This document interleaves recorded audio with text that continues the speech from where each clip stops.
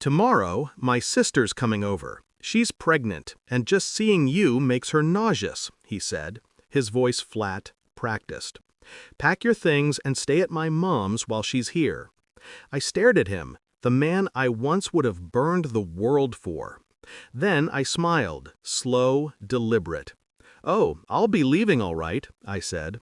His smirk faltered when I added, but not in the way you think. He didn't know it then, but that was the last night he'd ever sleep peacefully beside me. We met at a bookstore, of all places. He held the door open, and I dropped my keys.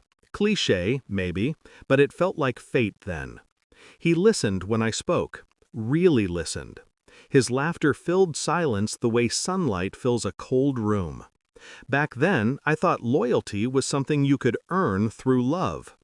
I learned later, loyalty only matters when you're not watching. The first fracture appeared a year ago. He started coming home smelling of citrus perfume, not mine. His phone was always face down, his showers longer, his eyes somewhere else. I didn't ask questions. Questions make liars comfortable. Silence makes them nervous. Then one night, while folding laundry, I found a receipt. A baby boutique, 2 towns over. The clerk had written, "Congratulations to the parents," in pink ink.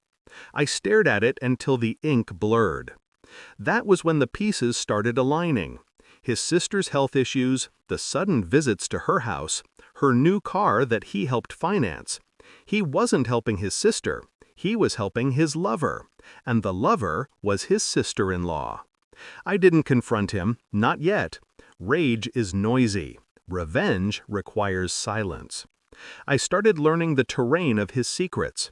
While he slept, I mapped his passwords, mirrored his accounts, read his messages. He was careless. The arrogant always are. I found bank transfers to a private account in her name, the deed to a lake house they'd been remodeling, their nest. So I built my own. In the months that followed, I played the part of the wounded but devoted wife. I cooked his favorite meals, kissed him goodnight, nodded when he talked about work stress. Behind his back, I moved quietly. First, I met with a lawyer, one who specialized in marital fraud and asset concealment. Second, I gathered proof, screenshots, photos, transactions, voice memos, everything admissible in court. Third, I waited for the perfect trigger, his arrogance. It always came through arrogance. It arrived that evening, the one with his nauseous sister. He thought he was dismissing me. He was signing his own exit papers. That night, while he slept, I logged into his work email and sent a package of confidential files, proof of his financial misconduct, to his boss. He'd been embezzling company funds to hide money transfers for his mistress. By 3 a.m., I'd also sent all gathered evidence of his infidelity to his family group chat, every cousin, aunt, and his precious pregnant sister. Attached, a picture of her ultrasound appointment invoice billed to our joint account. Then I packed. Not my clothes, but everything of value I legally owned. Jewelry, the title to the house, now in my name thanks to a quiet signature he'd given months ago when I told him it was a mortgage update. He never read what he signed. He trusted me. By dawn, I was gone. When he woke up, his world had already collapsed. His company froze his accounts. His boss suspended him pending investigation. His family stopped answering his calls. And his sister, his lover, was outed, her husband gone, her reputation in ashes. He tried to call me. 21 missed calls.